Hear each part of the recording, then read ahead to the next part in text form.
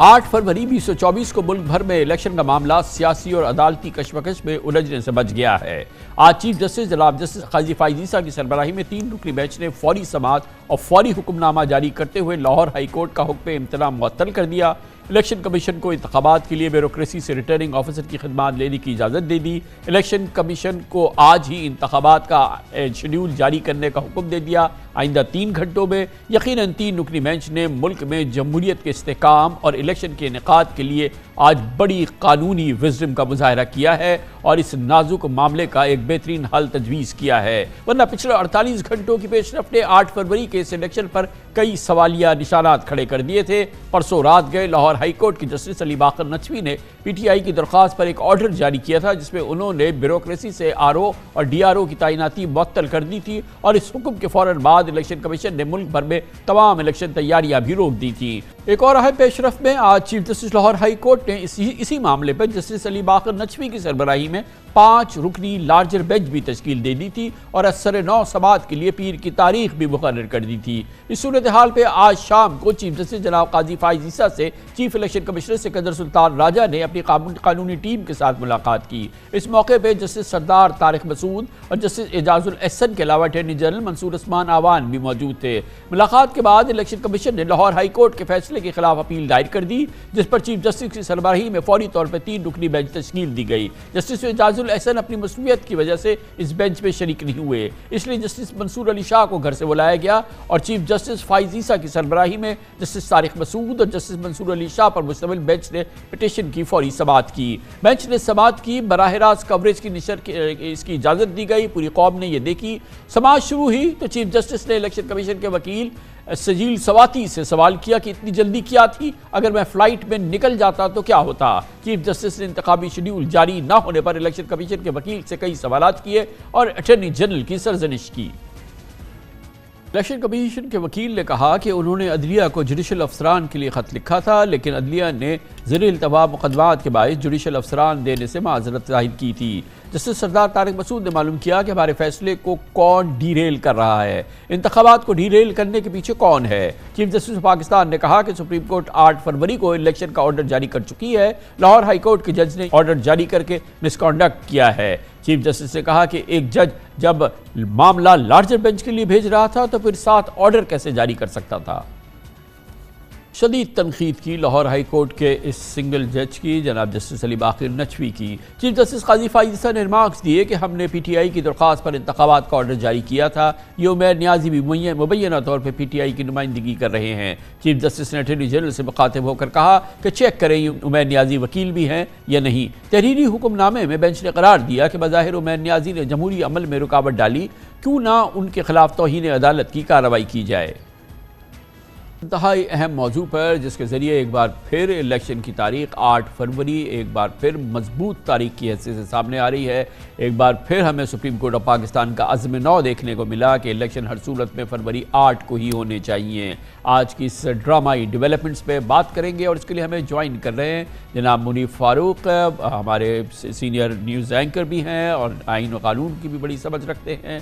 साद रसूल साहब हमारे माहिर आइन व कानून हैं। बहुत बहुत शुक्रिया मुनीफ फारूक साहब। आप फरमाइएगा कि अब तो कोई डाउट नहीं है ना कि 8 फरवरी की डेट ये पत्थर पे लकीर ही साबित होगी और आज supreme Court went an extra mile. आज उन्होंने बहुत तेज़ी से और बहुत ही बरक़ रफ्तारी से इस केस का नोटिस लिया, फिर इस पर एक मीटिंग की, फिर उसके बाद फौरी तौर पे बेंच तश्कील दी और फिर ये आज समाअत की और फिर ऑर्डर्स जारी किए। सुप्रीम कोर्ट बहरहाल हर सूरत में चाहती है कि इलेक्शन 8 फरवरी को ही हो। बहुत शुक्रिया कामर खान साहब। जब तक के कोई नया अक्टूबर सरप्राइज़ नहीं आता, गो कि हम अक्टूबर को गुजार चुके हैं, तब तक तो हम यही कह सकते हैं कि इलेक्शन अपने वक्त पे होगा। और आज कम से कम जो जिस तरह आपने फरमाया कि Supreme Court went an extra mile, I think it's pretty far then that. वो they went too far I believe. वो इसलिए मैं अर्ज़ करूँगा, लेकिन जो सुप्रीम कोर्ट ने किया ठीक है। मौजूद चीफ जस्टिस साहब ने आइन पर अमलदारी का अपनी तरफ से सबूत दिया और उन्होंने इंश्योर किया कि इलेक्शन के इनेकाद के अंदर कोई रुकावट ना आए।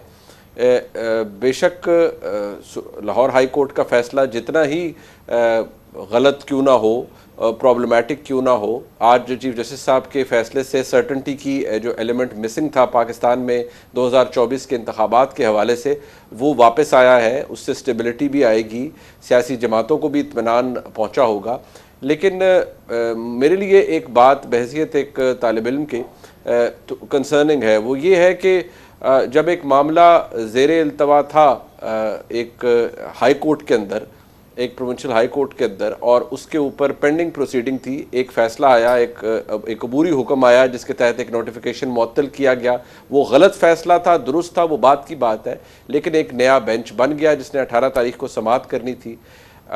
आज जिस तरह से इज़्ज़त माफ़ चीफ जस्टिस साहब ने इसका नोटिस लिया, या इस मामले को जिस तरह से ख़ुद इसकी, अगर मैं कहूँ pardon me saying so, cognizance ली, उसको हैंड्स ऑन उसके ऊपर एक अपना मामला लिया और एक बेंच तश्कील किया, फिर फौरी तौर पर उसके ऊपर कहा एक समाअत भी फौरी तौर पर होगी। तो मेरे लिए ये बात थोड़ी सी इसलिए प्रॉब्लमेटिक है कि ये वो काम है जिसको हम डिस्करेज करते रहे पिछले 8-10 महीने, कि जो मामलात किसी हाई कोर्ट के अंदर पेंडिंग है, एटलीस्ट उसको अपनी जो प्रोसीडिंग है, जो उसका मामला है, वो मुकम्मल होना चाहिए। अपेलेट स्टेज के ऊपर आप आइए, बिल्कुल आर्टिकल 185 के तहत कोई भी आए, और एक अपेलेट जुरिस्डिक्शन सुप्रीम कोर्ट की मौजूद है। बेशक इसके अंदर एक आइनी मामला था जिसको खैर चीफ जस्टिस साहब ने खुद भी कहा कि ये ऑर्डर जो है फुल ऑफ कॉन्ट्रडिक्शंस है, बिल्कुल होता, लेकिन क्या ये फाइनल ऑर्डर था जिसके खिलाफ आज इलेक्शन कमीशन सुप्रीम कोर्ट में चला गया? क्या ये बात दुरुस्त है कि आज इज़्ज़त माफ़ चीफ जस्टिस साहब के साथ चीफ इलेक्शन कमिश्नर की मुलाकात हुई और उस मुलाकात के बाद ये अपील फाइल की गई लाहौर हाई कोर्ट के अबूरी हुक्म के हवाले से? तो मेरे लिए ये एक बात ऐसी है जो कि मैं समझता हूँ दुरुस्त इक़दाम हुआ है, लेकिन शायद तरीक़ाकार से मैं बहरहाल बहुत एक मौजू राय है, बहुत ही जाहिर है कि इसकी हम आपकी भी राय का एहतराम करते हैं। बैरिस्टर साद रसूल साहब, आप फरमाइएगा कि जो जस्टिस अली बाकर नजफी साहब का कल का जो परसों का ऑर्डर था, उसको उस पर आज मैं ये कहूँगा कि बड़ी खिंचाई हुई है उसकी आज सुप्रीम कोर्ट में, और जज साहब के इस ऑर्डर के हवाले से, इस पूरे कॉन्टेक्ट पे जो आज सवालात उठे हैं, उसके बाद भी उनके हवाले से कोई कार्रवाई ना हो, तो आई डोंट नो कि क्या उसका बनता है कि नहीं। लेकिन बहरहाल जिस तरह के आज रिमार्क्स जो गुफ्तगू हुई है आज इस बेंच में जस्टिस बाकर नजफी साहब के, और जस्टिस बाकर नजफी साहब को हम जानते हैं कि इससे पहले भी उनके कुछ फ़ैसले ख़ासतौर पे नून लीग के हवाले से, शहबाज शरीफ साहब के हवाले से, जो भी उन्होंने, वो भी बड़े गैर मामूली तेज़ी से वो फ़ैसले किए थे, एक दिन के अंदर वो फ़ैसला हुआ था, तो वो भी है अपनी जगह। लेकिन बहरहाल अभी जिस तरफ मुनीर फ़ारूक साहब इशारा कर रहे थे और जो गुफ्तगू कर रहे थे, आपने इस पूरे मामले को आज कैसा देखा? क्योंकि ये बहुत ही हमारी अदालती तारीख का एक और बहुत ही ड्रामाई आज डेवलपमेंट्स वाला दिन था। बहुत शुक्रिया खान साहब। खान साहब, आपने जस्टिस बाकर नजफी साहब की बात की तो मैं वाज़ेह करता चलूँ कि जस्टिस बाकर नजफी साहब बहुत से रिसेंटली ऐसे फैसले कर चुके हैं जो मीडिया की नज़र में रहे, जिसमें से ना सिर्फ कि कुछ इस तरह के फैसले जो आपने कहा शायद थोड़े जल्दी किए गए, या अब जस्टिस बाकर नजफी ही हैं जिनकी अदालत के अंदर शहबाज शरीफ साहब ने गारंटी दी थी और नवाज शरीफ साहब को प्लेटलेट्स के लिए बाहर जाना पड़ा था। तो ये फैसले किस तरफ के उन्होंने माजी के अंदर किए, ये दोनों साइड्स की कहानी है। लेकिन अगर आप उनके इस फैसले को देखें जिसको आज अपील में सुना गया, तो इफ़ेक्टिवली पिटिशन की प्रेयर ये है, या जो मुझे समझ आई अदालत की कार्रवाई देख के, पिटिशन की प्रेयर ये है कि इंटरिम गवर्नमेंट के जो एडमिनिस्ट्रेटिव मशीनरी है, यानी मोहसिन नकवी साहब के नीचे जो डिस्ट्रिक्ट की मशीनरी है, जिसमें हमने देखा कि कुछ ऐसे पुलिस ऑफिसर्स भी हैं जो गैर जानिबदार कहे गए, कुछ ऐसे ब्यूरोक्रेसी भी है, डीएमजी के अफसरान भी हैं जिनके ऊपर कुछ शकूक व शुबहात उठाए गए कि ये जानिबदार हैं, गैर जानिबदार नहीं हैं। अदालत का हुक्म ये था कि उनको बजाय के रिटर्निंग अफसर रखा जाए, उनकी जगह माजी में जिस तरह पाकिस्तान के बेशतर इलेक्शंस के अंदर जुडिशल ब्रांच से, यानी सेशन जज, एडिशनल सेशन जज, दीगर लोग रखे जाते हैं ताकि गैर जानिबदार एक इलेक्शन का तासुर पैदा किया जा सके। अदालत लाहौर हाई कोर्ट के हुक्म में मुझे लगा कि ये उनका हुक्म था। और इसकी बेसिस वो ये कहते हैं कि मोहसिन नकवी साहब की गवर्नमेंट के ऊपर तो खास तौर पे आप देख ही रहे हैं जिस तरह के शुभात कम से कम एक पॉलिटिकल साइड से किए जा रहे हैं, तो वो ब्यूरोक्रेसी जो चीफ मिनिस्टर को रिपोर्ट करती है डिफैक्टो वो कैसे एक जानिबदार इलेक्शन करवाएगी, इसके ऊपर सवाल थे। लेकिन अदालत ने जिन पैराहों को अपने सामने रखा वो इस खदशे से थोड़े से ज्यादा थे। उन्होंने इलेक्शन कमीशन से पूछा कि क्या इस ऑर्डर की वजह से आपका स्केड्यूल और इलेक्शन की डेट थोड़ी सी आगे पीछे होगी। जब इलेक्शन कमीशन के पास दो ऑप्शंस थी, मुझे बड़ा दुख हुआ, बड़ा अफसोस हुआ ये देख के कि इलेक्शन कमीशन ने कहा कि हाँ जी होंगी। माजी के अंदर अदालतें ये हुक्म कर चुकी हैं। आपको याद होगा 2018 के इलेक्शन में जब गोशवारों वाला सवाल आया, मैं उस मुकदमे में वकील था, हम सुप्रीम कोर्ट तक गए, तो इलेक्शन कमीशन ने जब डिले की बात की तो सुप्रीम कोर्ट ने कहा कि नहीं, ये प्रोसेसेस इसी पीरियड के अंदर आप पूरे करेंगे और दुरुस्त करके लाएंगे। तो आज सुप्रीम कोर्ट का फोकस इलेक्शन की डेट के ऊपर ही था, लेकिन मुझे लगा कि ज्यादा मुनासिब होता अगर इलेक्शन कमीशन कहता कि इन तमाम चीजों के साथ साथ, ट्रेनिंग्स के साथ साथ हमारे पास अभी भी वक्त है, हम अगले 2 दिन के अंदर 3 दिन के अंदर मुतल्लिका हाई कोर्ट से जुडिशल ऑफिसर्स फिर से पूछ लेते हैं या मांग लेते हैं। ये मेरा ख्याल है ज्यादा मुनासिब होता। लेकिन जब इलेक्शन कमीशन ने ये कह दिया कि नहीं, हम ये नहीं कर सकते, ये तो सिर्फ इलेक्शन डिले ही होगा, तो ऐसे में मेरा ख्याल है सुप्रीम कोर्ट के पास शायद और कोई ऑप्शन नहीं थी बल्कि अपनी डेट को इन्फोर्स करने के लिए may be this was the only order they could pass. हम एक कमर्शियल ब्रेक लेते हैं। मुनीफ फारूक साहब, बैरिस्टर साद रसूल हमारे साथ मौजूद रहेंगे। हम छोटे से वक्फे के बाद वापस आते हैं। Welcome back. गुज़िश्ता 48 घंटों में लाहौर हाई कोर्ट के एक हुक्म की वजह से पूरे मुल्क में इलेक्शन 2024 8 फरवरी को ही तारीख को होने के हवाले से जो शकूक शुबात सवालात उठते थे, आज उसको पूरी क़ुव्वत से सुप्रीम कोर्ट ऑफ पाकिस्तान ने रद्द किया। अमली तौर पे अज़्म नौ किया कि इलेक्शन बहरहाल हर सूरत में फरवरी 8 को ही होंगे। और इस हवाले से आज ही न सिर्फ ये कि लाहौर हाई कोर्ट के उस हुक्मनामे को मुअत्तल किया गया, लाहौर हाई कोर्ट को पाबंद किया गया कि वह मज़ीद इस सिलसिले में कोई कार्रवाई ना करे, और उसके साथ ही इलेक्शन कमीशन को हुक्म दिया गया कि आज 3 घंटों के अंदर इलेक्शन शेड्यूल का ऐलान भी कर दिया जाए। ये फरमाइएगा मुनीफ फारूक साहब कि आपसे पहले भी बात हो रही थी कि आज की इस गुफ्तगू के दौरान ज़ाहिर है कि फोकस लाहौर हाई कोर्ट का हुक्म और इलेक्शन की तारीख, ये मामलात थे, लेकिन इस पूरे आज की इस बहुत ही कलीदी इम्पॉर्टेंट, बहुत ही ज़बरदस्त समाअत के दौरान फ्री एंड फेयर इलेक्शन, जो उसकी रूह के मुताबिक फ्री एंड फेयर इलेक्शन हो, उसका कोई जिक्र नहीं रहा आज की समाअत के दौरान। देखिए, ये एक मेरे ख्याल में दुरुस्त निशानदेही है, और अभी तक जो क्लैरिटी है कामरान खान साहब, वो इस हवाले से हमारे सामने कम अज़ कम लाहौर हाई कोर्ट के हवाले से नहीं है। क्योंकि आज जो इलेक्शन कमीशन के वकील थे, उन्होंने कहा कि पिछली दफ़ा जब पंजाब और खैबर पख्तूनख्वा के इलेक्शंस के हवाले से मामला था तो उसका जिक्र ज़रूर है कि जी हाई कोर्ट ने कहा कि हम नहीं दे सकते जुडिशल ऑफिसर्स, लेकिन आज उन्होंने कहा कि जी बाद में हमारी कॉरस्पॉन्डेंस में एक सुपरसीडिंग लेटर भी मौजूद है। लेकिन आज as we speak Pakistan Tehreek Insaf का मौक़िफ़ ये है जी कि लाहौर हाई कोर्ट ने मना नहीं किया। उन्होंने कहा कि ठीक है, आप हमें बताइए, हम इसको कंसिडर करेंगे, it will be placed before the honourable chief justice Lahore high court, और शायद इसके ऊपर अभी फैसला होगा।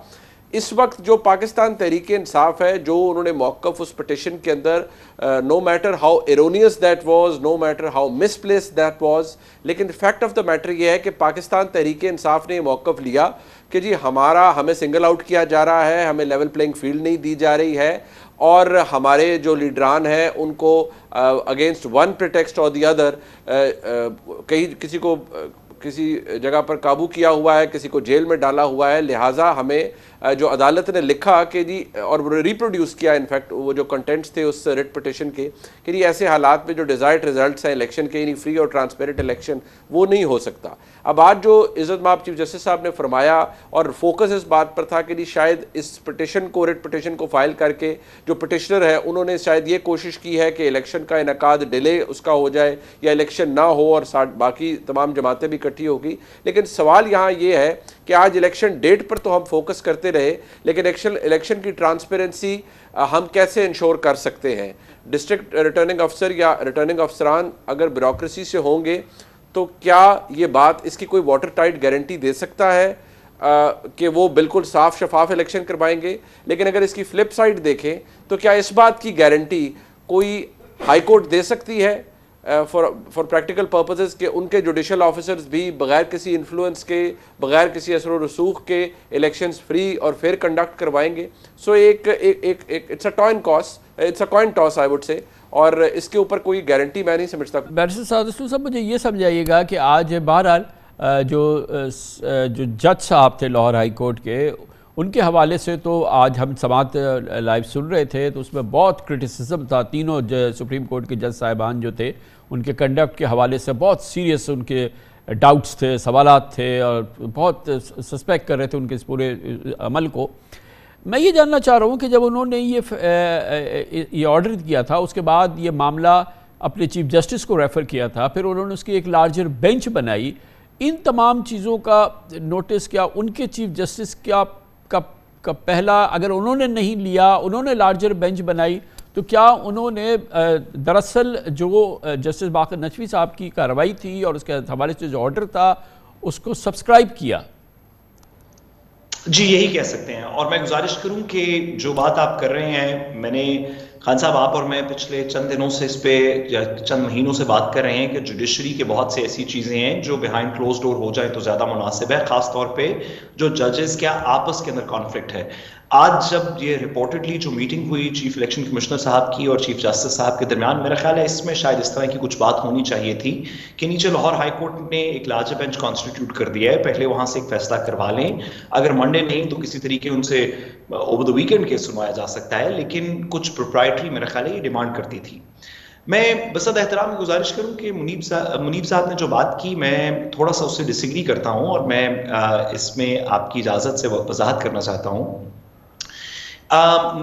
ये कहना कि जुडिशल ऑफिसर्स को कोई गारंटी नहीं कर सकता कि वो फ्री एंड फेयर इलेक्शन करवाएंगे, इस वजह से अगर ब्यूरोक्रेसी भी हो जाए तो कोई बात नहीं, क्योंकि दोनों चीज़ों की गारंटी नहीं हो सकती, ये डिफैक्टो तो दुरुस्त होगा, लेकिन इसके अंदर बड़े झोल हैं इस बात के अंदर। सबसे पहली बात ये कि हम किसी रैंडम ब्यूरोक्रेसी की बात नहीं कर रहे, हम ये उस ब्यूरोक्रेसी की उस गवर्नमेंट के दरमियान में, उस इंटरिम पीरियड के दरमियान में कर रहे हैं, जो ब्यूरोक्रेसी हमने देखा सोशल मीडिया की फोटो से लेके लाइव टेलीविजन तक, कि जो एक पॉलिटिकल पार्टी की लीडरशिप को तो झुक के सलूट भी कर रही है, रिसीव भी कर रही है, दीगर चीजें भी कर रही है, और दीगर कम से कम एक दूसरी पॉलिटिकल पार्टी के खिलाफ जो उनका रवैया रहा वो अब कोई ढका छुपा नहीं है। हम इसको टेलीविजन की वसासत से थोड़ा सा सॉफन कर सकते हैं, लेकिन जबान ज़द-ए-आम है कि पंजाब के अंदर क्या हो रहा है।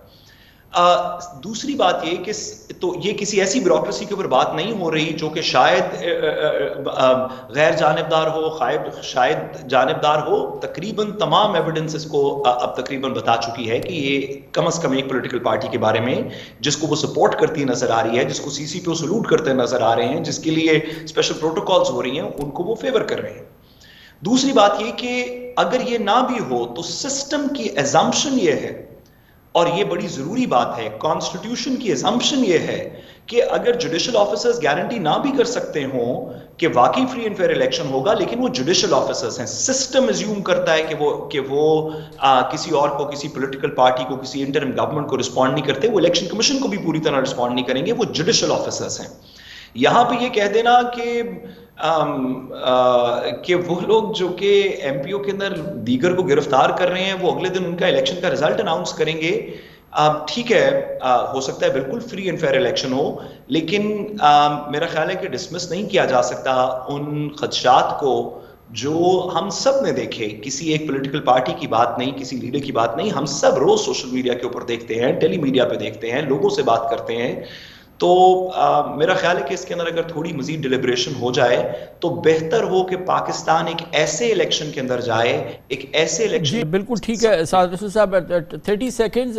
मुनीब साहब अगर आप थोड़ा और रिस्पॉन्ड कर सके, क्योंकि आपकी बात से रिलेट किया ये बात अभी साद रसूल साहब ने। देखिए, साद रसूल साहब ने, मैं उनकी बात से जो उन्होंने फरमाया है, मैं उससे इस हद तक तो ज़रूर एग्री करता हूँ कि इसके ऊपर डिलिब्रेशन ज़रूर होनी चाहिए थी, लेकिन for all the more reasons यहाँ बसद एहतराम मेरा no bias against the judicial जो हमारी एक हिराकी है उसके ऊपर, ये तो ज़्यादा डैमनिंग बात होती है कि हमारे मुल्क में इन्फ्लुएंस करके जजों से फ़ैसले ले लिए जाते हैं, वो देते नहीं, ले लिए जाते हैं। और व्हाट टू से कामरान खान साहब कि जब ऐसी स्टेजेस के ऊपर जज साहिबान फैसले कर देते हैं, यहाँ तो हाई कोर्ट के जज साहिबान को नहीं बख्शा जाता, धर लिया जाता है और फिर उनसे एक्सपेक्ट किया जाता है कि वो फैसले किसी की मर्जी के मुताबिक दे। What to say about the lower judiciary? जी जी जी जी सादर साहब, जस्ट 5 सेकंड प्लीज। सर, अगर ये बात एज्यूम कर ली जाए तो फिर तो पाकिस्तान के अंदर कोई बंदा भी गैर जानिबदार नहीं है। आपने सिस्टम में किसी को पिक करना है और सिस्टमैटिकली आइन के मुताबिक वो जुडिशल ऑफिसर है। Thank you so much barrister Saad Rasool साहब। मुनीर फारूक हमारे साथ थे। कमर्शियल ब्रेक, न्यूज़ हेडलाइंस देखें, जिसके बाद आज के इस मौजू पर हमारा खुसूसी प्रोग्राम जारी रहेगा। चीफ जस्टिस ऑफ पाकिस्तान जनाब जस्टिस काजी फाइज ईसा की सरबराही में 3 रुकनी बेंच ने आज एक बार फिर 8 फरवरी को मुल्क भर में इलेक्शन के फैसले पर तस्दीक की मोहर लगा दी है, जिसके बाद 8 फरवरी के इलेक्शन के इल्तवा की तमाम चेमगोइयाँ क़यास आराइयों पर बहुत बड़ी जक पड़ी है। गोया इलेक्शन 8 फरवरी को ही होंगे। चीफ जस्टिस काजी फाइज ईसा की सरबराही में 3 रुकनी बेंच ने इलेक्शन कमीशन की पिटीशन पर फौरी समाअत और फौरी हुक्मनामा जारी करते हुए आज लाहौर हाई कोर्ट का हुक्म इम्तनाम फौरी तौर पर मुअत्तल कर दिया। बेंच ने लाहौर हाई कोर्ट को इस केस में मजीद कार्रवाई से भी रोक दिया और इलेक्शन कमीशन को इंतखाबात के लिए ब्यूरोक्रेसी से रिटर्निंग ऑफिसर की खिदमत लेने की इजाज़त दी, जबकि इलेक्शन कमीशन को आज ही इंतखाबात का शेड्यूल 3 घंटे के अंदर जारी करने का हुक्म दे दिया। ख्याल रहे कि इलेक्शन 8 फरवरी को करवाने के लिए इलेक्शन कमीशन को 56 दिन के इलेक्शन मराहिल के हिसाब से आज रात तक इलेक्शन इंतखाबी शेड्यूल जारी करना था। आज समाअत के बाद इलेक्शन कमीशन ने सुप्रीम कोर्ट को आज ही इंतखाबी प्रोग्राम जारी करने की बाकायदा यकीन दहानी भी करा दी। आज चीफ जस्टिस काजी फाइज ईसा ने 8 फरवरी को इलेक्शन पर शकूक व शुबहात पैदा करने वाली इस पटिशन के दरख्वास्त गुजार उमैर न्याजी की भी ज़बरदस्त खिंचाई की। चीफ जस्टिस ने सवाल किया कि दरख्वास्त गुजार ने क्या पूरे मुल्क में इंतखाबात रोकने की कोशिश की। उन्होंने कहा कि उमैर न्याजी की दरख्वास्त तो सुप्रीम कोर्ट के हुक्म की तौहीन है और लाहौर हाई कोर्ट से ऐसे अहकामात आना हैरान कुन है। बेंच ने इलेक्शन कमीशन को उसकी आईनी जिम्मेदारियां बर वक्त अदा करने की भी हिदायत की और चीफ जस्टिस काजी फाइज ईसा ने तहरीरी हुक्मनामे में बड़े दूररस और गैर मामूली अहकामात भी आज दिए। आज का बहुत ही अहम सुप्रीम कोर्ट की कार्रवाई ड्रामाई दिन था आज अदालती कार्रवाइयों के लिहाज से, और आज ख़ास तौर पर सुप्रीम कोर्ट पे लाहौर हाई कोर्ट के इस हुक्मनामे पे जिसने अमलन इलेक्शन के इनेकाद के हवाले से उसकी प्रोग्रेस पर एक तातुल कर दिया था उसको, या उसको एक तरह से उसके खिलाफ एक स्टे ऑर्डर जारी कर दिया था, आज उसकी एक तोड़ की है और सुप्रीम कोर्ट ने इस पर बड़ी मौसर कार्रवाई की है। इस मौजू पर बात करते हैं। आज ये पूरा प्रोग्राम हमारा इसी मौजू पर मुख्तस है। हमारे साथ मौजूद हैं इस वक्त जनाब सुहेल वड़ाइच, पाकिस्तान के नामवर सहाफ़ी, सीनियर तज्ज़ियाकार, कई किताबों के मुसन्निफ़ है, और हमारे साथ जनाब फारूक एच नाइक हैं, साबिक वज़ीर क़ानून, साबिक chairman Senate, Pakistan Peoples Party के बहुत ही सीनियर रुकन और बहुत ही सीजन पाकिस्तान के माहिर आइन कानून भी हैं जनाब फारूक एच नाइक। बहुत बहुत शुक्रिया सुहेल वड़ाइच साहब। आज के सुप्रीम कोर्ट ऑफ पाकिस्तान की इस ज़बरदस्त फैसला कुन कार्रवाई के बाद आपके जहन में अब भी कुछ शकूक व शुबात हैं कि इलेक्शन 8 फरवरी को होंगे और इसी तारीख को हो जाएंगे? मेरा ख्याल है कि आज जो धुंध है वो छट गई है और जो भी शक व शुबहात थे वो ख़त्म हो गए हैं। अब अगर किसी ने इलेक्शन पोस्टपोन करने हैं तो उसको पूरी सुप्रीम कोर्ट के सामने खड़ा होना पड़ेगा, और ज़ाहिर है ये बड़ा मुश्किल है। इसका मतलब है कि आइन जो है उसको तार तार करना पड़ेगा। ये बहुत ज़रूरी था क्योंकि बहुत से शुबहात जन्म ले रहे थे और हमने देखा कि चंद दिनों में शुबहात और पुख्ता हुए। जिस तरह ये हाई कोर्ट का फ़ैसला था, जिस तरह से मुख्तलिफ बयानात आ रहे थे, तो उसके बाद जो ये अफवाह मैंने सुनी थी उसके बाद शुबा मज़ीद पक्का हो गया था। लेकिन आज सुप्रीम कोर्ट ने ये जो फ़ैसला किया है इसको सबको सराहना चाहिए कि हम बिल आखिर फिर जमहूरियत की को जो रास्ता है उस पर रवाना हो गए हैं।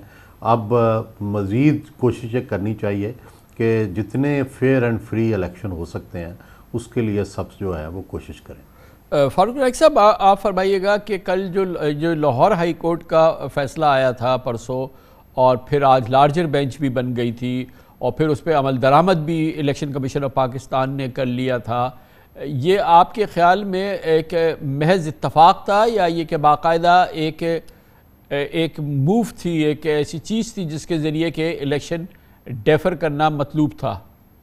मैं जो समझता हूँ इस वक्त जो है बहुत फोर्सेस काम कर रही हैं जो नहीं चाहती कि इलेक्शंस हों। कुछ पॉलिटिकल पार्टीज भी नहीं चाहती कि इलेक्शंस हों।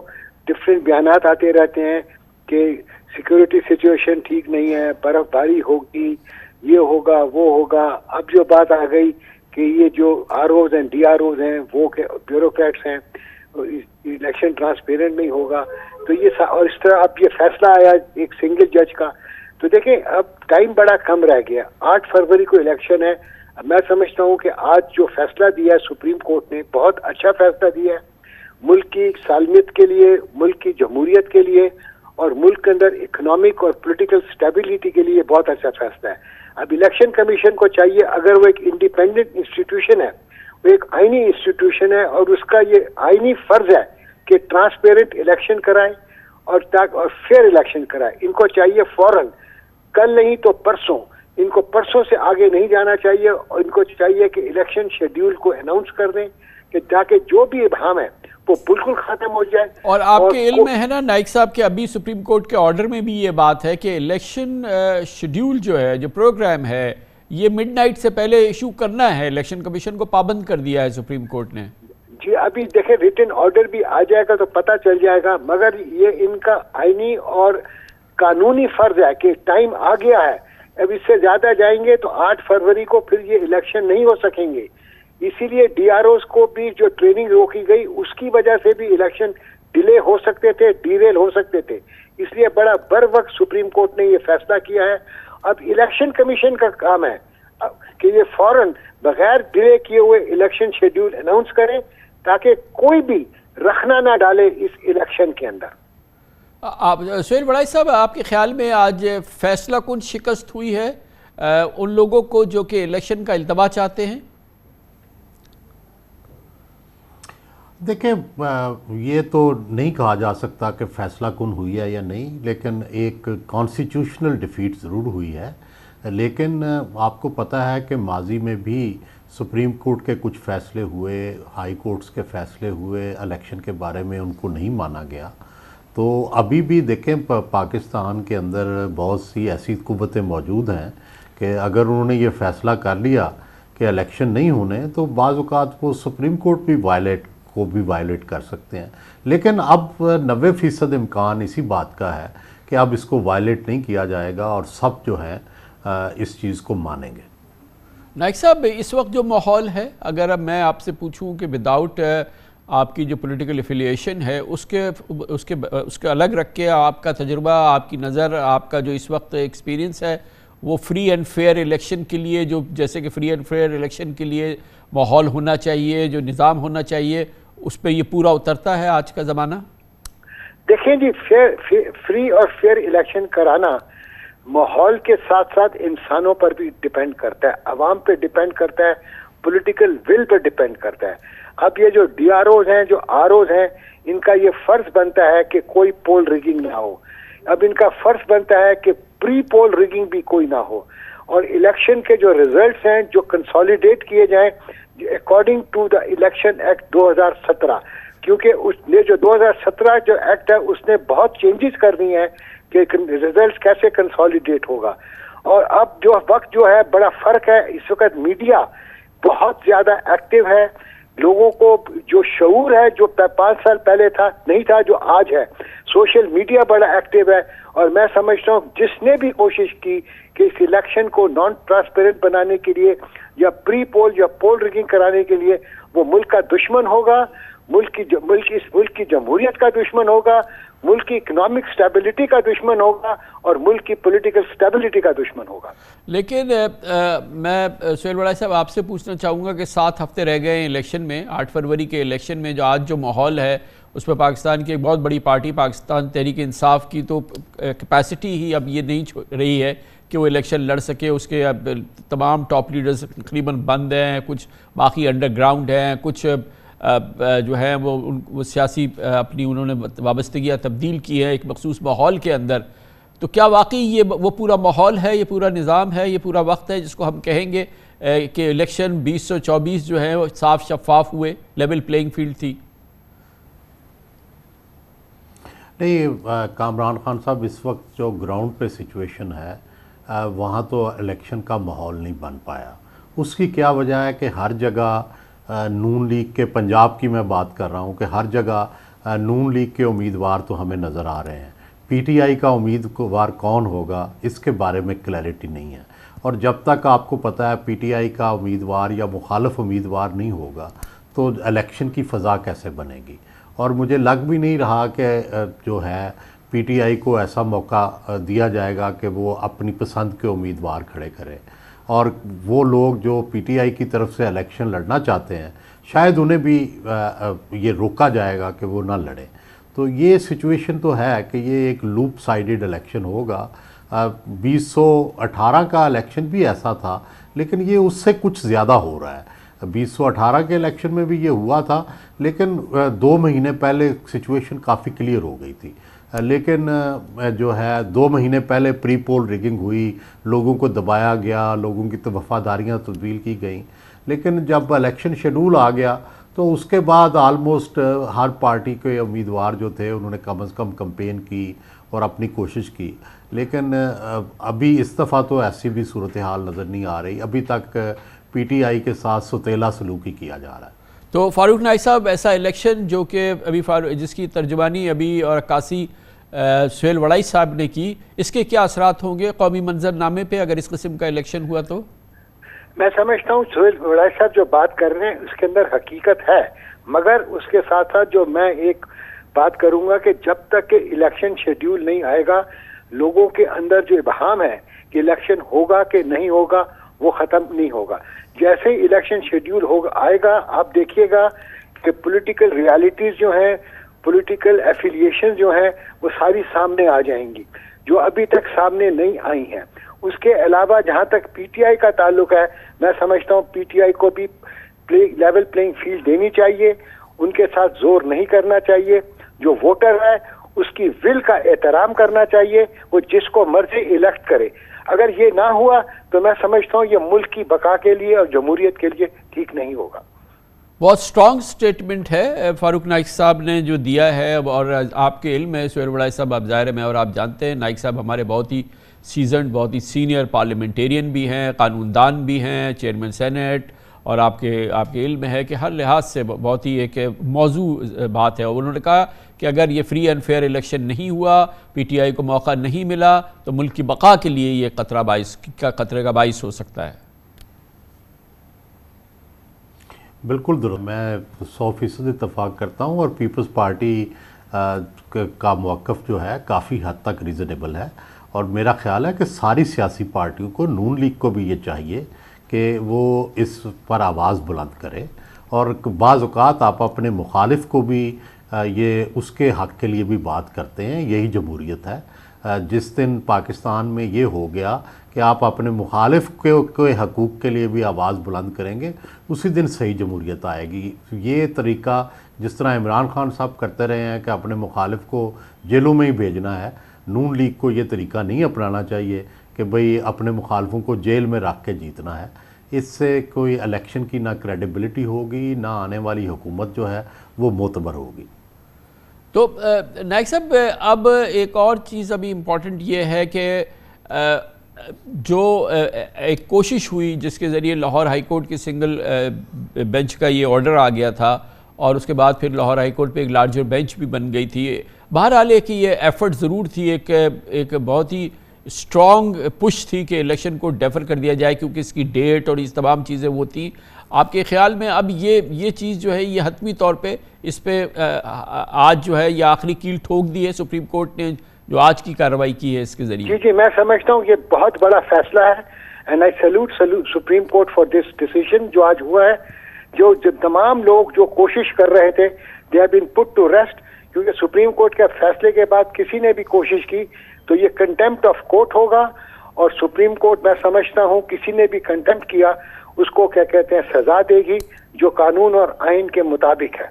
और जहां तक मैं समझता हूँ अब वक्त आ गया है हमारे सियासतदानों को ये चीज सोच लेनी चाहिए, हेट पॉलिटिक्स खत्म करें, गाली गलौज की पॉलिटिक्स खत्म करें, ब्लेम गेम खत्म करें, और अपनी ये बताएं कि वो क्या कर सकते हैं आवाम के लिए, अपना मैनिफेस्टो दें। दूसरों की बात ना करें कि इन्होंने ये गंद किया, इसने ये गंद किया या इसने ये गलतियां की हैं। अब ये बताएं कि वो अगर हुकूमत उनकी बनी, उनकी पार्टी की बनी, तो बताएं उनका मंशूर क्या है, वो किस तरह गरीब आदमी की इन्फ्लेशन खत्म करेंगे, मुल्क के अंदर किस तरह के कहते हैं रोजगार आएगा, किस तरह बिजली आएगी, किस तरह, ये बातें कोई नहीं करता।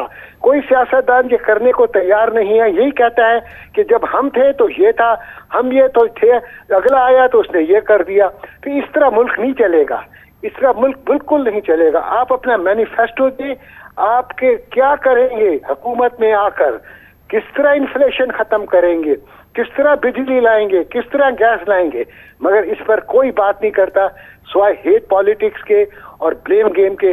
और मैं समझता हूँ ये मुल्क के लिए अच्छा नहीं है। तो सोहेल बड़ाई साहब, अब आइंदा जो ये बहरहाल इलेक्शन उस वक्त हो रहे हैं जब पाकिस्तान पर दहशतगर्दी के बादल छाए हुए हैं और बहुत ही सीरियस सिचुएशन है, और इस दौरान आपने देखा कि कितने संगीन हमले हो रहे हैं। यकीनन इससे पहले भी इलेक्शंस इस किस्म के माहौल में हुए हैं, इसमें कोई दो राय नहीं है। मौसम की ख़राबी की बात हो रही है, बर्फ़बारी की बात हो रही है, लेकिन जो हमारे ये जो इंटरनल सिक्योरिटी को चैलेंजेस हैं, जो हमारी सरहदों की सूरत हाल है, जो अफगानिस्तान के हालात के हवाले से जो सूरत हाल है, फूक फूक के कदम तो रखना है, इलेक्शन की तरफ हम जा रहे हैं, मगर ये माहौल भी हमारा पीछा कर रहा है। बिल्कुल सही है, लेकिन देखें दुनिया में इसके दो सलूशन हैं। एक तो सलूशन ये है कि हम इलेक्शन को पोस्टपोन करते जाएं। क्या इससे कौम मजबूत होगी? नहीं होगी। हमने ईरान में देखा कि उनकी पूरी पार्लियामेंट तबाह हो गई, लेकिन उन्होंने वक्त पर इलेक्शन करवाए। इलेक्शन करवाने से ये होता है कि आपकी कौम जो है एक नया आज़म करके उठती है, नई हुकूमत आती है, बड़े फ़ैसले करती है, दुनिया के साथ मुआहदे करती है, दुनिया के साथ डायलॉग करती है, और दूसरा ये है कि आवाम के साथ उनका रिश्ता जड़ा होता है। अब जो भी हुकूमत है, ज़ाहिर है ये आवाम की मुंतखब करदा तो नहीं है, ये नॉमिनेटेड है, और जब आवाम की जो भी मुंतखब हुकूमत आएगी, मुंतखब नुमाइंदे आएंगे, वो बेहतर पोजीशन में होंगे फ़ैसले करने के, चाहे वो इकानमी हो, चाहे दहशतगर्दी हो, चाहे मुल्क के बारे में कोई फ़ैसले करने हो। नाइक साहब, ये जो दहशतगर्दी का इस वक्त हम पर एक बहुत शदीद दबाव है और इस वक्त सूरत हाल बहुत ख़राब नज़र आ रही है। इस पूरे मामले में आपको मालूम है कि हमारी सिक्योरिटी फोर्सेस पे मुसलसल हमले हो रहे हैं और बहुत ही संगीन इस वक्त वो सूरत हाल है, और फिर ये मौसम की ख़राबी वगैरह ये सारे मामलात, और ये इसी माहौल इस पूरे पस मंज़र के अंदर हम इलेक्शन की जानिब आगे बढ़ रहे हैं। इस मौके पे हमें क्या एहतियातें ज़रूर बरतनी होंगी? देखें, अगर जहाँ तक दहशतगर्दी का ताल्लुक है कामरान साहब, अगर हमने इलेक्शन पोस्टपोन किए, ऑन द ग्राउंड के दहशतगर्द जो है दहशतगर्दी फैला रहे हैं, इसका मतलब है कि हम उनके आगे हार मान ली है। दहशतगर्दों सक्सीड हो जाएंगे कि ये मुल्क जो है तरक्की ना करे। जहाँ तक मौसम का ताल्लुक है, मौसम को क्या कहते हैं, बड़े आराम से क्या कहते हैं पोलिंग हो सकती है। अब देखें कि क्लाइमेट चेंज वैसे ही है, कुछ हो सकता है 8 फरवरी को कोई ऐसी चीज ना हो कि जिसकी वजह से हम ये प्रिजम्पशन कर रहे हैं कि मौसम खराब होगा और 8 फरवरी को इलेक्शन नहीं होगा। जनाब, मेरा ये मौक़िफ़ है कि ये जो मुल्क है इसके अंदर आइन ये कहता है कि state will be governed by the elected representatives of the people. ये हमारा आइन कहता है। हमारे मुल्क में इस वक्त जो हुकूमत है वो एक नॉन स्टेट एक्टर्स की हुकूमत है जो कि इलेक्टेड नहीं है। इसका मतलब है कि ये इलेक्टेड हुकूमत जो नॉन इलेक्टेड हुकूमत जो है ये आइन के खिलाफ है। तो ये केयर टेकर गवर्नमेंट का कॉन्सेप्ट खत्म करना चाहिए, क्योंकि ये लोग आते हैं 3 महीने के लिए, इनको ये कुछ नहीं कर सकते, वक्त ज़ाया करते हैं। और पाकिस्तान का जो टाइम है तरक्की करने का 3 महीने, अब ये 6-6 महीने हो चुके हुए हैं। आप बताइए इस मुल्क कैसे तरक्की करेगा? हमको चाहिए कि ये केयर टेकर सेटअप भी बिल्कुल ख़त्म कर देना चाहिए। इलेक्शन कमीशन को स्ट्रॉन्ग करें और अच्छे लोगों को इलेक्शन कमीशन के अंदर लेके आए। इनका मेथड ऑफ अपॉइंटमेंट चेंज होना चाहिए ताकि जो लोग आए मेरिट पर आए, सिफारिशों पर ना आए, पॉलिटिकल पार्टीज की सिफारिश पर ना आए, बल्कि बिल्कुल मेरिट पर आए ताकि वो किसी की बात ना सुने। लेकिन ये जो निज़ाम है सोहेल बड़ाई साहब, हम और आप देख रहे हैं, पाकिस्तानी उसको बरत रहे हैं कि पिछले 3 महीने और 4 महीने के दौरान जो निगरान हुकूमत का ज़माना था, माशी बेहतरी के लिहाज से, मुल्क के लिए बेहतरी के इक़दामात के लिहाज से बहुत ठोस डेवलपमेंट हुई है। इससे पहले मुंतखब हुकूमत थी ना, 18 महीने की पीडीएम की जो हुकूमत थी, इस दौरान मुल्क की मईशत में जो तबाही आई है, जो महंगाई आई है, जो पूरी सूरत हाल हुई है, जिस तरह से वो मैनेज हुई है, जो IMF के साथ ताल्लुकात रहे, ये कोई बहुत रोशन मिसाल नहीं है। यकीनन जमहूरियत और इलेक्टेड गवर्नमेंट और ये वो सुप्रीमेसी ऑफ कॉन्स्टिट्यूशन वो सब अपनी जगह है, लेकिन जो परफॉर्मेंस है और जो आउटपुट है उसे भी तो हमें देखना होगा ना। बिल्कुल आपकी बात दुरुस्त है कि कई हवालों से जो इस वक्त आज की मुक्तदरा है और आज की जो निगरान हुकूमत है, उन्होंने इकॉनमी में ऐसा लगता है कि कुछ बेहतरी की है। स्टॉक मार्केट ऊपर गई है, डॉलर का रेट नीचे गिरा है, बाहर जाके कुछ हमारी ओपनिंग्स भी हुई हैं, अगरचे पैसे अभी नहीं आए लेकिन वादे हुए हैं। और इसी तरह पंजाब के अंदर भी हम देख रहे हैं कि परफॉर्मेंस जो है वो बहुत अच्छी है पंजाब गवर्नमेंट की, बड़ी तेज़ी से डेवलपमेंट्स हुई हैं।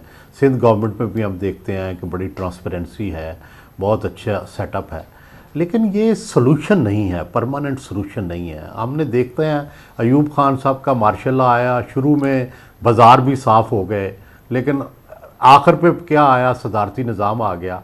आखिर पे क्या आया कि फिर राउंड टेबल कॉन्फ्रेंस में अपने ही निज़ाम को ख़त्म करने का जो है वो तय कर लिया। फिर इसी तरह जनरल ज़ियाउल हक आए, हमने देखा कि क्या हुआ कि जनरल ज़ियाउल हक ने अपनी ही मुंतखब हुकूमत जुनेजो को डिसमिस कर दिया। तो फिर जनरल मुशर्रफ आए, आप देखते हैं कि उन्होंने पहले मीडिया को आज़ाद किया, फिर खुद ही मीडिया पर पाबंदियाँ लगा दी, खुद ही अपनी गवर्नमेंट बनाई, फिर काफ लीग के खुद ही खिलाफ हो गए।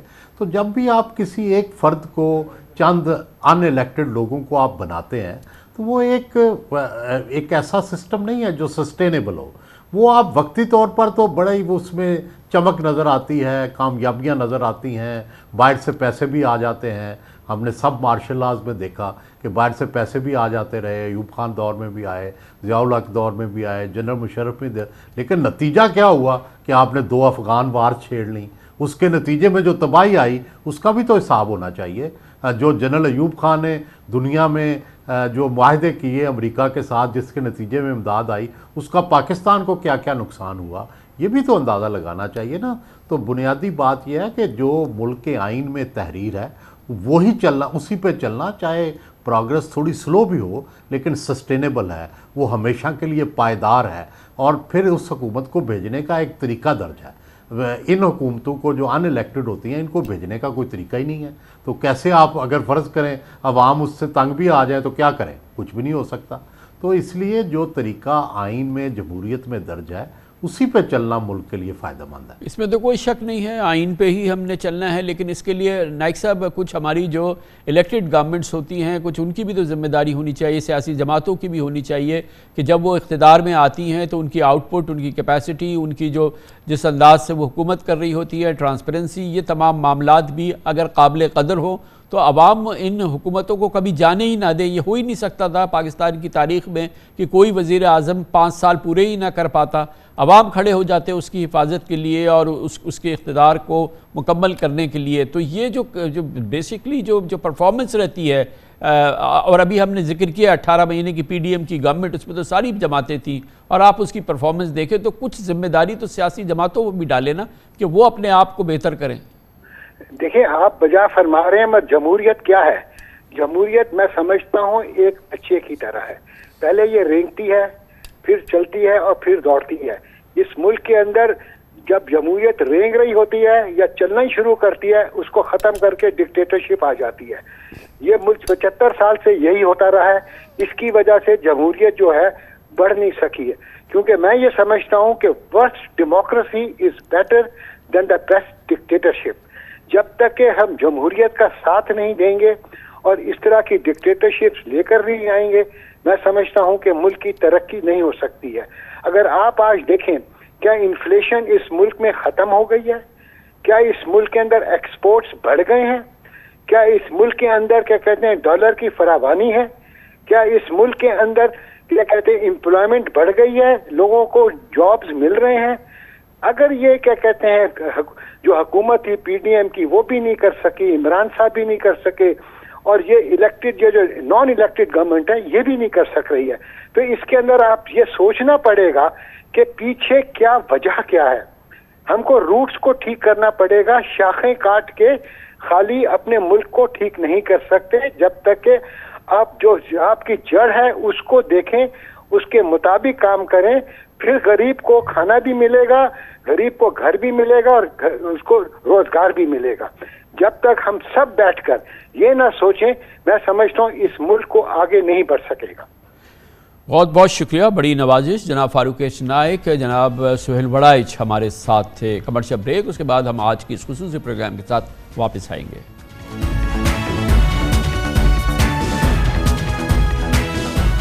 सुप्रीम कोर्ट ऑफ पाकिस्तान में आज एक बार फिर ज़बरदस्त कार्रवाई हुई है। बहुत ही गैर मामूली दिन था सुप्रीम कोर्ट के लिहाज से, और इस दौरान लाहौर हाई कोर्ट के सिंगल बेंच का ऑर्डर, जिसके ज़रिए इलेक्शन कमीशन ऑफ पाकिस्तान को पाबंद किया गया था कि वो सिविल ब्यूरोक्रेसी को इलेक्शन के इनेकाद के लिए इस्तेमाल ना करे, और इस हवाले से ये मामला chief justice Lahore high court को रेफ़र किया था, जिन्होंने आज इस सिलसिले में एक लार्जर बेंच भी तश्कील दे दी थी, मगर इस पर सुप्रीम कोर्ट का रद्द अमल सामने आया। एक मीटिंग हुई चीफ जस्टिस ऑफ पाकिस्तान के दफ्तर में, जिसमें कि चीफ इलेक्शन कमिश्नर को भी शिरकत की दावत दी गई थी, उनके साथ अटॉर्नी जनरल भी थे, और सुप्रीम कोर्ट ऑफ पाकिस्तान के 2 सीनियर तरीन जज जनाब जस्टिस एजाजुल एहसन और जस्टिस तारिक मसूद भी इस मीटिंग में शरीक हुए, जिसके बाद फैसला किया गया कि फौरी तौर पर इसकी समाअत होगी, और एक 3 रुकनी बेंच इसके लिए तश्कील दे दी गई, जिसमें जनाब जस्टिस काजी फाइज ईसा के हमरा जनाब जस्टिस मंसूर अली शाह और जस्टिस तारिक मसूद थे। फौरी तौर पर इसकी कार्रवाई हुई है, और तकरीबन 1 घंटे की कार्रवाई के बाद सुप्रीम कोर्ट ऑफ पाकिस्तान ने तारीखी अहकामात जारी किए, लाहौर हाई कोर्ट का हुक्मनामा मुअत्तल किया, लाहौर हाई कोर्ट को आइंदा किसी भी कार्रवाई से इस केस के हवाले से करने से रोका, इलेक्शन कमीशन को कहा कि 3 घंटे के अंदर इलेक्शन शेड्यूल जारी किया जाए, और इस हवाले से खुद लाहौर हाई कोर्ट के जज का जो रवैया रहा था, जज साहब का जिन्होंने ये फैसला दिया था, उनके कॉन्डक्ट के हवाले से भी आज की 3 रुकनी बेंच ने बहुत ही सीरियस सवालात भी उठाए, और इस पूरे माहौल में पटिशनर के हवाले से भी जिनका ताल्लुक PTI से बताया गया, उनकी भी शदीद सरजनिश की गई, और उनको एक शो कॉज भी दिया गया है कि क्यों ना उनके खिलाफ कंटेम्प्ट की प्रोसीडिंग्स की जाए सुप्रीम कोर्ट की जानिब से। बहुत अहम आज का दिन, इस पर मजीद बात करते हैं। वक्फे से कबल हमारे साथ जनाब फारूक एच नाइक, जनाब सुहेल बड़ाइच ने कि आपने व्यूज़ सुने, उनका तजिया सुना। अब हमारे साथ जनाब बाबर आवान हैं, PTI के रहनुमा हैं, साबिक वज़ीर कानून भी, और पाकिस्तान के बहुत ही नामवर माहिर आईन कानून भी हैं। बहुत बहुत शुक्रिया बाबर आवान साहब। आज बहुत ही आज परख रफ्तार कार्रवाइयाँ हुई हैं, ख़ासतौर पर सुप्रीम कोर्ट ने अज़्म नौ किया कि इलेक्शन 8 फरवरी को ही होगा, और गो के ये पहले सुप्रीम कोर्ट पे भी जो थी ये PTI की दरख्वास्त थी, जिसमें सुप्रीम कोर्ट ने 8 फरवरी पत्थर पे लकीर का तारीखी हुक्मनामा जारी किया था। लेकिन आज की कार्रवाई के दौरान सुप्रीम कोर्ट को इस बात पे शदीद एतराज़ था कि जो पिटिशनर हैं इस मामले के, जिस पर लाहौर हाई कोर्ट से स्टे आ गया था, जिसके बाद इलेक्शन कमीशन ने अपनी तमाम कार्रवाई रोक दी थी, उनका ताल्लुक PTI से है, और एक तरह से सुप्रीम कोर्ट में इस बात पे काफ़ी तहफ़्फ़ुज़ात थे कि इलेक्शन को रोकने की और इलेक्शन को डिरेल करने की इस काविश की जो सरकर्दगी थी वो PTI के हाथ में थी। थैंक यू कामरान साहब।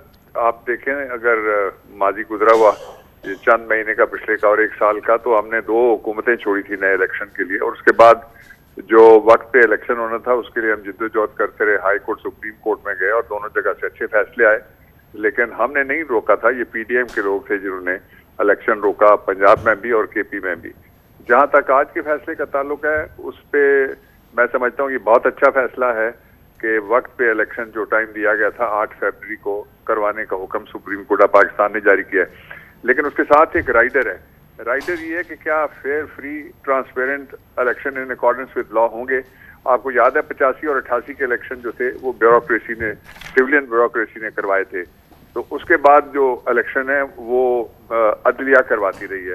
सवाल दोनों तरह पे उठाए जा सकते हैं और उठाए भी गए थे, लेकिन एक खास बात यह है कि पिछले जब से रिजीम चेंज आई है उसके बाद जो सिविलियन ब्यूरोक्रेसी के लोग, खासतौर पर deputy commissioner, additional deputy commissioner थे, जो मुझे एक अंदाजा है मेरा वो ये है कि 2258 के करीब डिटेंशन ऑर्डर्स पंजाब के अंदर, और 70 से ज्यादा आज chief justice Peshawar high court ने कहा है ये पेशावर के अंदर जारी हुए, और 2 दर्जन से ज्यादा इस्लामाबाद में जारी हुए, और इसी तरह से बाकी दोनों सूबों में जो बचते हैं, सिंध और बलूचिस्तान में भी ऑर्डर्स जारी। क्या ऑर्डर्स जारी करने वाले जिन्होंने अदालतों में खड़े होकर कॉन्टेस्ट किए वो फेयर इलेक्शन करवा सकते हैं? एक दूसरा ये है कि ये इलेक्शन पाकिस्तान के लिए डिफाइनिंग इलेक्शन है, इसलिए कि इससे रास्ता खुलेगा कि पाकिस्तान की मैशत, मुआशरत, सियासत, जमहूरियत और आईनी और दस्तूरी जो हुक्मरानी है वो बहाल हो। तो क्या लोगों को ये यकीन दिलाया जा सकता है कि ऐसा ही होगा? मेरी दुआ है कि ऐसा हो, लेकिन इस पे इलेक्शन कमीशन के पास अभी भी टाइम है। आज इलेक्शन कमीशन को सुप्रीम कोर्ट ऑफ पाकिस्तान ने अच्छा फैसला दे दिया है, तो वो देख लें कि किसका क्या रिकॉर्ड है और किसकी सियासी एलिजियंस बड़ी खुली है और कौन है जो जिसकी एक तरह से तहरीक इंसाफ के साथ या किसी दूसरी जमात के साथ उसकी एक लगती फगती है, तो उनको नहीं लगाना चाहिए। वरना ये सारी जो एक्सरसाइज है उस एक्सरसाइज को हम मशकूक बनाएंगे अगर ऐसा हुआ कि मर्जी के लोग लगाए गए, जो मुख्तलिफ लोगों के रिश्तेदार भी हैं। पंजाब में खास तौर पे बड़ी खुली रिश्तेदारी हैं बाज़ लोगों की। तो बाबर खान साहब, इस मामले को जो आपने तहफ़्फ़ुज़ात का जिनका इजहार किया, जो कि पिटिशन्स में भी थे, आज तो उसको यकसर मुस्तरद कर दिया इन तहफ़्फ़ुज़ात को। सुप्रीम कोर्ट की कार्रवाई के दौरान हमने देखा कि इन तहफ़्फ़ुज़ात को बिल्कुल मुस्तरद कर दिया है। तो अब तो ये तहफ़्फ़ुज़ात और ये जो आपके रिजर्वेशंस और क्वेश्चंस हैं वो तो इस हवाले से सुप्रीम कोर्ट से रद्द हो चुके हैं। एक अलग बात है कि जो जज साहब का ऑर्डर था लाहौर हाई कोर्ट के बाक़र नकवी साहब का, वो फिर रेफ़र हुआ था चीफ़ जस्टिस को। फिर चीफ़ जस्टिस साहब ने उस पर एक लार्जर बेंच भी बना दी थी और वो लार्जर बेंच जो थी वो पीर से उसने इस पर समाअत का भी आगाज़ करना था। ये प्रोसेस जो है आज के कहीं इलेक्शन फर्दर डिले ना हो जाए, आज सुप्रीम कोर्ट ने ओवरराइड किया इसके बारे में आप क्या कहेंगे? ये बहुत अच्छा किया, बहुत अच्छा किया, लेकिन ये है कि ये भी नहीं हुआ कि उन्होंने कहा कि ये एतराज़ात अगर कोई पैदा होते हैं किसी जगह तो ये रास्ता रोक दिया हो, सुप्रीम कोर्ट ने रास्ता बंद कर दिया हो कि कोई एतराज़ किसी पे नहीं उठा सकता। एतराज़ तो फिर भी उठाया जा सकता है, इसलिए कि आपने देखा कि जो इलेक्शन हुए, ज़िमनी इलेक्शन हुए, उस पर लिख के एतराज़ात उठाए गए। जिसके साथ ज्यादती होगी वो जाएगा। अगर कोई जाता है, उसकी पिटीशन नाकाम होती है तो दूसरी पार्टी, जिस तरह आज election commission supreme court of Pakistan में चला गया, वो आगे जा सकता है। लेकिन इसका ये मतलब नहीं है कि कानून के मुताबिक इलेक्शन नहीं हो। इसका ये मतलब नहीं है कि ट्रांसपेरेंसी ना हो। मेरे ख्याल में तो ट्रांसपेरेंसी को इंश्योर करने के लिए आज का जो सुप्रीम कोर्ट ऑफ पाकिस्तान का फैसला है उसको 218(3) आर्टिकल है आइन का, उसके साथ मिला के इलेक्शन कमीशन को और पूरी कौम को पढ़ना चाहिए। इलेक्शन जो है वो सिलेक्शन नहीं होता या वो कोई भर्ती नहीं होती कि उसमें रख के फिट करके बंदे जो है, वो ईंटों का भट्टा नहीं होता जिसमें एक तरह की ईंटें बनाने की कोशिश की जाए। ये जो असल में जिसको कहते हैं कि सॉवरन मुल्क के अंदर है, आइन में लिखा हुआ, मैं वो लफ्ज़ बोलने लगा हूं, अल्टीमेट सॉवरन, यानी आखिरी जो सॉवरन है वो लोग है जिन्होंने फैसला करना है। इसलिए ये यकीनी बनाना बहुत जरूरी है कि इलेक्शन फेयर हो। तो ये जो बहरहाल आज की कार्रवाई में ये जो फ्री एंड फेयर और ट्रांसपेरेंट इलेक्शंस वाली बात है, उसका तो जिक्र नहीं था, शायद वह मौजू नहीं था। तो इसके लिए तो कि बिल्कुल सही मायनों में उसकी रूह के मुताबिक फ्री एंड फेयर इलेक्शन हो और सॉवरेन जो है वो अपना एक्सरसाइज करे अपनी विल को, उसके लिए तो शायद आपको फिर दोबारा अदालत से रुजू करना पड़ेगा, या ये कि अभी हालात या इलेक्शन कमीशन ही इस बात को इंश्योर कर रहा है? नहीं, इसकी कोई जरूरत नहीं है, इसलिए कि जो इलेक्शन कमीशन को इलेक्शन का इख्तियार दिया गया है 2183 आइन का आर्टिकल, उसमें लिखा हुआ है कि वो दो काम करेंगे। एक वो ऑर्गेनाइज करेंगे, उसके बाद होल्ड करेंगे। ऑर्गेनाइज करने के लिए ये स्टेज है, होल्ड करने की स्टेज आती है इलेक्शन डे, और उसके बाद उसको जब वाइंड अप करते हैं तो वो है पोस्ट इलेक्शन। इन तीनों स्टेजेस में उनको पहले फेयरनेस रखनी है कि किसी के वोट उठा के कोई जेब में ना डाल ले जो प्रिजाइडिंग ऑफिसर है और कहे जी गिनती में गुम हो गए। दूसरा जो उन्होंने करना है ट्रांसपेरेंसी है कि लोगों को नजर आए कि कोई वहां खड़ा हुआ किसी के से जबरदस्ती तो नहीं कर रहा, किसी ने गन तो नहीं रखी हुई, कोई बंदा पैसे तो नहीं बांट रहा।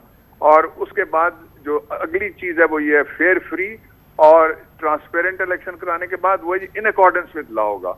और लॉ क्या है, उसमें सुप्रीम कोर्ट जाने की जरूरत ही कोई नहीं है। लॉ ये है कि अल्टीमेट सॉवरन को इजाजत दी जाए।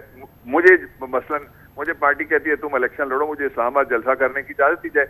ये क्यों किया जाए कि बाकी सारी पार्टियों को इजाजत दी जाए, मुझे ना दी जाए? मेरा झंडा लगना चाहिए, मेरी कंपेन होनी चाहिए, मेरा एजेंडा लोगों तक पहुंचना चाहिए। तो ये वो सारे काम है जिसके लिए सुप्रीम कोर्ट जाने की जरूरत नहीं है। सुप्रीम कोर्ट अगर कोई डिस्प्यूट होता है तो उसका लास्ट आर्बिटर है और उसका फैसला हम सब पे हुक्म है जिसको हम मानने पे आईनी तौर पे पाबंद हैं। लेकिन ये सारा काम वो है जिसके लिए इलेक्शन कमीशन को अरबों रुपए दिए जाते हैं, उनको बेशुमार सहूलियात दी जाती हैं, पेंशन के बाद दोहरी तनख्वाहें दी जाती हैं, बेहतरीन रिहाइशगाहें, बेहतरीन गाड़ियां, बेहतरीन अमला, बेहतरीन IT उनको इसलिए मिलती है, हम सबसे ज्यादा उनको सहूलतें इसलिए मिलती हैं कि वो पैरिटी, फेयरनेस, ट्रांसपेरेंसी और रूल ऑफ लॉ को इलेक्शन के अमल से जो पहले है, जो इलेक्शन के दिन है और आखिरी है, उस तीनों को इंश्योर करे 100%। थैंक यू सो मच, बहुत बहुत शुक्रिया। डॉक्टर बाबर अवान हमारे साथ थे, PTI से मुंसलिक माहिर कानून, अपनी राय और ओपिनियन दे रहे थे। कमर्शियल ब्रेक, उसके बाद इस खुसूसी प्रोग्राम का सिलसिला जारी रखेंगे।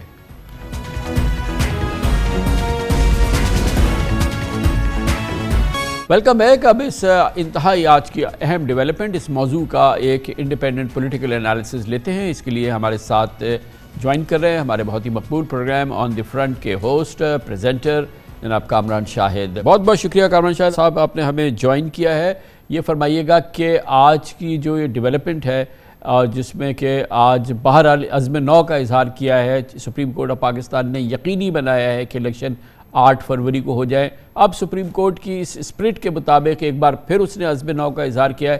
अब तो इलेक्शन के रास्ते में कोई रुकावट नहीं है। जी बहुत शुक्रिया कामरान खान साहब। बेसिकली लग तो ये रहा है जो रिजॉल्व है चीफ जस्टिस का खास तौर पे, उसके बाद लगता नहीं कि कोई रुकावट होनी चाहिए। और जिस तरह उन्होंने कह दिया है कि स्केड्यूल वगैरह भी जारी किया जाए, तो हमें तो यही उम्मीद रखनी चाहिए आपको और मुझे, और वैसे भी हमें तो बाउंड किया हुआ चीफ जस्टिस साहब ने, तो कोई इबाहम मीडिया पर्सन, वैसे पूरा पाकिस्तान इबाहम क्रिएट कर रहा है, तो वो जमीयतुल इस्लाम फजल रहमान ग्रुप हो या कोई और, या इवन लाहौर हाई कोर्ट हो।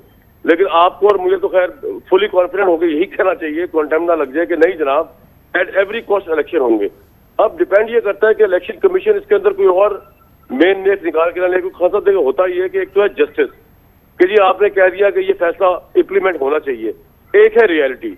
हमने इस्लामाबाद हाई कोर्ट का एक फैसला इससे पहले देखा था, जिसके अंदर वो जो इंतखाबात थे, चाहे छोटे लेवल के थे, वो उन्होंने कराने से माजूरी का इजहार किया, तो वो इलेक्शन नहीं हो सका। हमने इससे पहले लाहौर हाई कोर्ट के फैसले देखे पंजाब असेंबली के बारे में। अब कोर्ट तो कोर्ट ही होती है, चाहे सुप्रीम कोर्ट हो या लाहौर हाई कोर्ट, लेकिन वो फैसला इंप्लीमेंट नहीं हो सका। लेकिन उम्मीद रखते हैं कि जैसे फायज ईसा साहब जो है इसको इंप्लीमेंट कराएंगे। लेकिन अगेन अब इलेक्शन कमीशन क्या करता है, फिंगर्स क्रॉस टिल 8 फरवरी और इवन अंटिल ये इलेक्शन का जो स्केड्यूल अनाउंस होता है। लेकिन कामरान साहब, ये जिस वक्त ये बात हो रही है उस वक्त जाहिर है कि एक बार फिर पाकिस्तान एक बहुत ही टेरेबल टेररिस्ट लहर की जद में है और हमारी सिक्योरिटी फोर्सेस पे हमले हो रहे हैं, पुलिस पे हमले हो रहे हैं, फ़ौजियों पे हमले हो रहे हैं और बड़े बड़े ऐसे वाक़यात हैं। और इलेक्शन कमीशन ने जो है मिनिस्ट्री ऑफ डिफेंस से तकरीबन 2 लाख के करीब फ़ौजी एहलकार मांगे हैं इलेक्शन ड्यूटीज़ के लिए, और वो बड़ा क्रिटिकल उनका रोल वो कहते हैं कि वो होगा इस इलेक्शन की को सिक्योरिटी देने में। लेकिन फ़ौज तो हमारी स्प्रेड आउट है और वो तो एक दहशतगर्दों से एक जंग में मसरूफ़ है। ये तो अभी एक बड़ी रुकावट है। फैक्टर है बहुत बड़ा। लेकिन वर्ल्ड वॉर 2 में जिस वक्त ब्रिटेन जो था वो वॉर रिडन हो चुका था, उसके बावजूद वहाँ इलेक्शन हुए। तो अब ये तो सर हो सकता है हमारी कैपेसिटी इतनी ना हो जितनी दुनिया के बाकी तरक्की याफ्ता ममालिक में है कि बम भी बरस रहे तो वो इलेक्शन करवा देते हैं। बिल्कुल वैलिड पॉइंट है ये कि अगर सिक्योरिटी, और इससे पहले भी आपको याद होगा कि पंजाब में जो इलेक्शन आगे पीछे हुआ या इवन ये जो 90 डेज वाला इलेक्शन पूरा नहीं हो सका, उसमें भी सिक्योरिटी की ब्रीफिंग गई थी चीफ जस्टिस अता बंदियाल साहब को।